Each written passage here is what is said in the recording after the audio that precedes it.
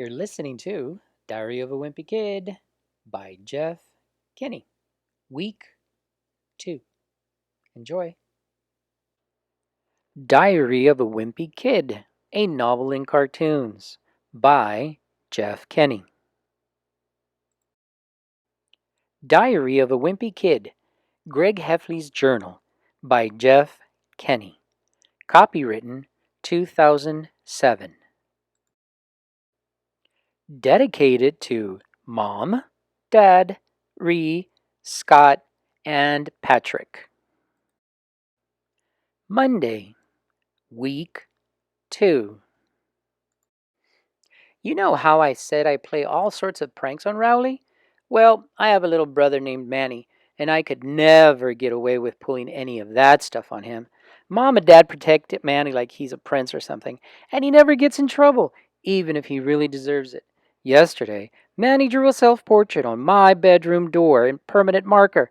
I thought Mom and Dad were really going to let him have it, but as usual, I was wrong. Aww. Huh? But the thing that bugs me the most about Manny is the nickname he has for me. When he was a baby, he couldn't pronounce brother, so he started calling me Bubby. And he still calls me that now, even though I keep trying to get Mom and Dad to make him stop. Luckily, none of my friends have found out yet, but believe me, I have had some really close calls.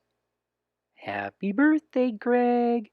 Hey, this one says it's to Bubby. Must be a mistake. Whop.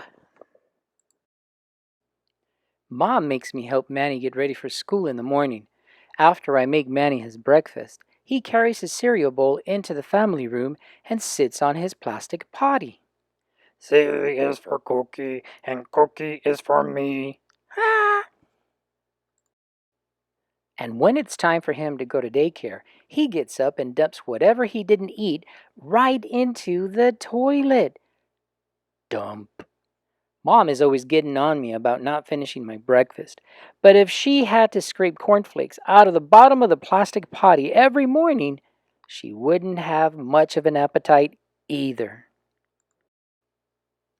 Tuesday, Week 2. I don't know if I've mentioned this before, but I'm super good at video games. I'll bet I could beat anyone in my grade, head to head. Unfortunately, Dad does not exactly appreciate my skills. He's always getting on me about going out and doing something active. So tonight after dinner, when Dad started hassling me about going outside, I tried to explain how with video games you can play sports like football and soccer, and you don't even get all hot and sweaty. But as usual, Dad didn't see my logic. Dad is a pretty smart guy in general, but when it comes to common sense, sometimes I wonder about him. Slam! I am sure Dad would dismantle my game system if he could figure out how to do it, but luckily, the people who make these things make them parent-proof. Dang, Neb, these fancy gadgets! Every time Dad kicks me out of the house to do something sporty, I just go up to Rowley's and play my video games there. Unfortunately, the only games I could play at Rowley's are car racing games and stuff like that. Because whenever I bring a game up to Rowley's house, his dad looks it up on some parent's website, and if my game has any kind of fighting or violence in it, he won't let us play. I'm getting a little sick of playing Formula One racing with Rowley, because he's not a serious gamer like me. All that you have to do to beat Rowley is name your car something ridiculous at the beginning of the game, and then, when you pass Rowley's car, he just falls to pieces. Bad fart ahead.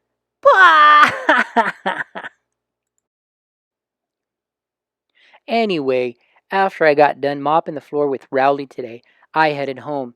I ran through the neighbor's sprinkler a couple of times to make it look like I was all sweaty, and that seemed to do the trick for Dad.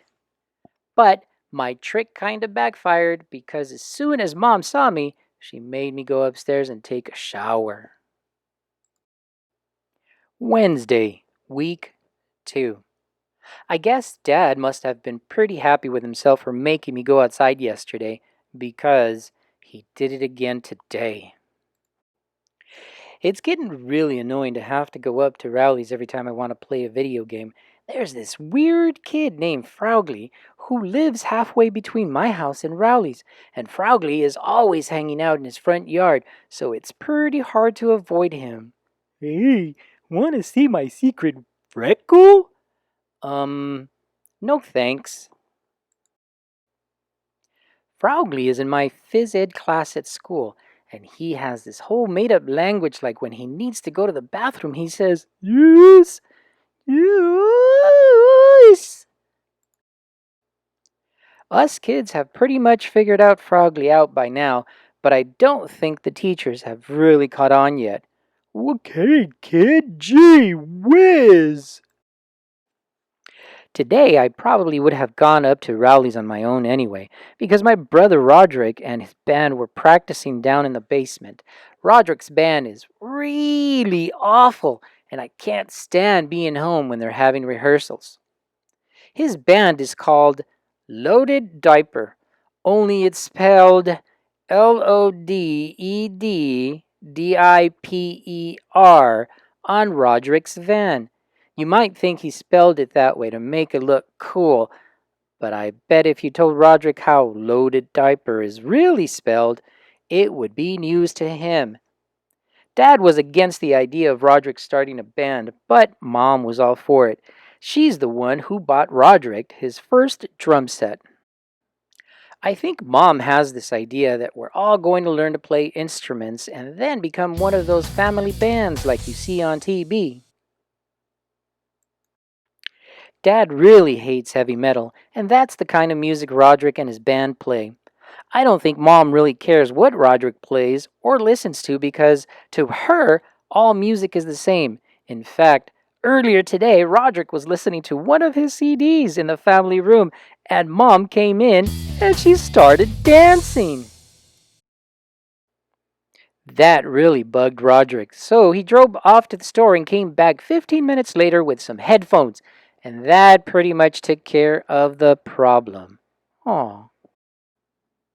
Thursday, week 2.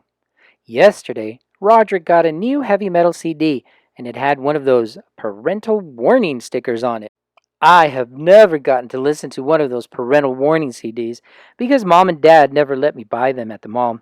So I realized the only way I was going to get a chance to listen to Roderick's CD was if I snuck it out of the house. This morning, after Roderick left, I called up Rowley and told him to bring his CD player to school. Then I went down to Roderick's room and took the CD off his rack. You're not allowed to bring personal music players to school, so we had to wait to use it until after lunch when the teachers let us outside.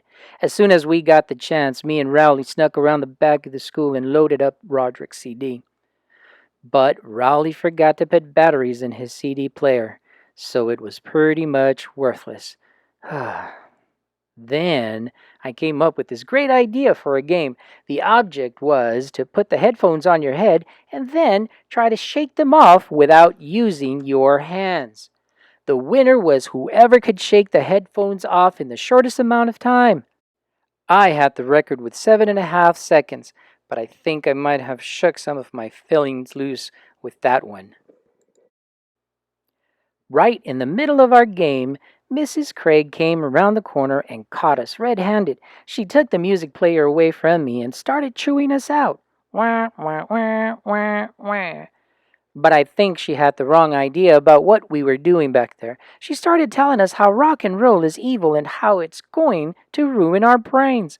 I was going to tell her that there weren't even any batteries in the CD player, but I could tell she didn't want to be interrupted.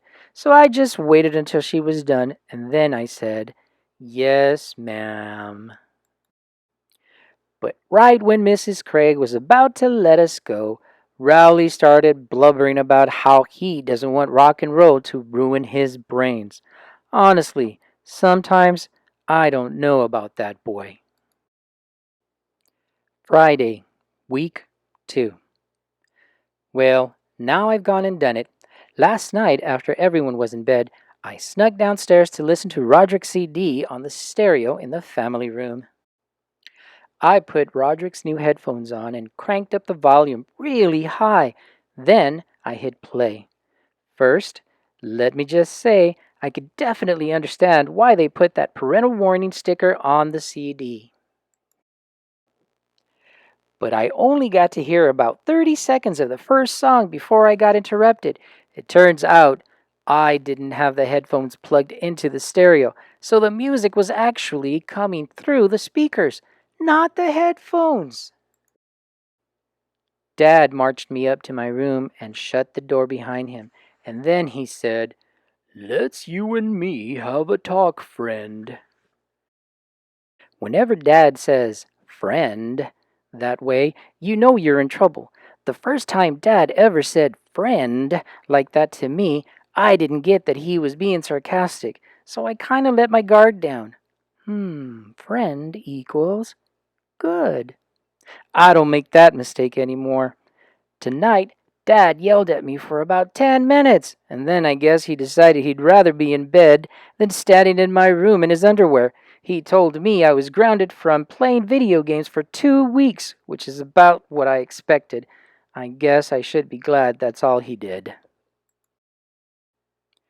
The good thing about Dad is that when he gets mad, he cools off real quick, and then it's over. Usually, if you mess up in front of Dad, he just throws whatever he's got in his hands at you. Good time to screw up? Kick. Bad time to screw up? Kick. Mom has a totally different style when it comes to punishment. If you mess up and Mom catches you, the first thing she does is to take a few days to figure out what your punishment should be. And while you're waiting, you do all of these nice things to try and get off easier. Well, I just dusted the dining room for the heck of it. Oh, how thoughtful of you. But then, after a few days, right when you forget you're in trouble, that's when she lays it on you. Are you having fun? Yeah, Mom. No video games for a week. Huh? What? Oh. End of week 2. Diary of a Wimpy Kid by Jeff Kinney. Copywritten 2007.